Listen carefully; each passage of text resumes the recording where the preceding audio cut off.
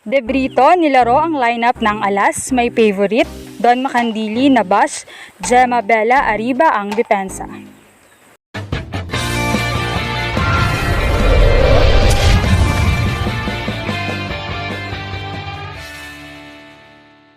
What's up, Volleyball Nation? Welcome back to my YouTube channel. Narito ako para magbigay sa inyo ng updates tungkol sa mundo ng volleyball. Pero bago yan, don't forget to subscribe and hit the notification bell para updated ka sa aking mga videos. Nagsimula na nga ang CV League second leg kung saan una agad nakaharap ng Alas Pilipinas ang 13th place sa world ranking pagdating sa volleyball Thailand. Noong first leg nga ay halos nilampaso ng Thailand ang Pilipinas. Samantala ay pangitan naman this second leg na lumaban ang team, especially the second set kung saan ay tumablang score sa 18 at nakasave pa sila ng set point. Kapansin-pansin naman ang first 6 ng Alas kung saan hindi ito ang inaasahan ng marami, lalo na at powerhouse team ang kalaban. Nesperos, Sharma, Coronel, Laure, Gagate, Rondina at Katingdig. This is not the usual set of first 6 na nakikita natin sa laban. Very rare na hindi si Gia ang starting setter at hindi rin nababad sina Gemma at Bella na alam natin na may opensa at depensa rin.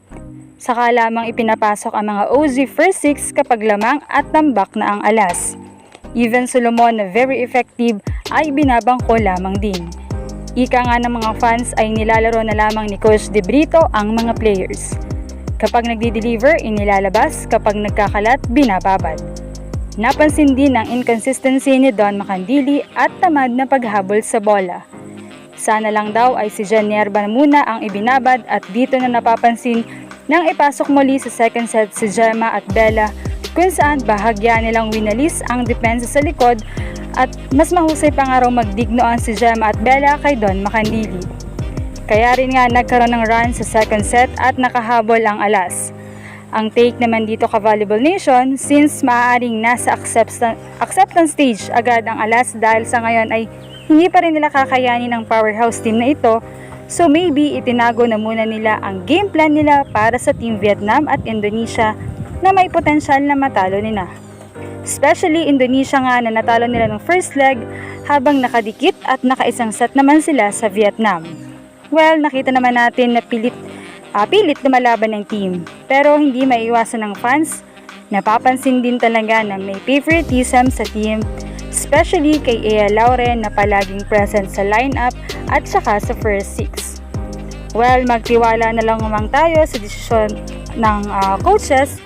In fact, hindi nga lamang siya ang nakakakita ng potensyal ng players, kundi ang iba pang coaching staff. Kaya naman again, let's trust the process. Alam natin na babawi ang Alas Pilipinas. Let's wish for the best sa Team Alas. Napatunayan na nila ito na kaya nilang makapag-uwi ng medalya way back ABC at nito ang first leg ng CV League.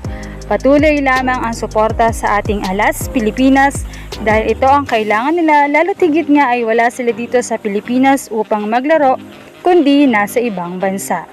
Anong masasabi nyo rito? Leave a comment below. Thank you for watching and don't forget to subscribe.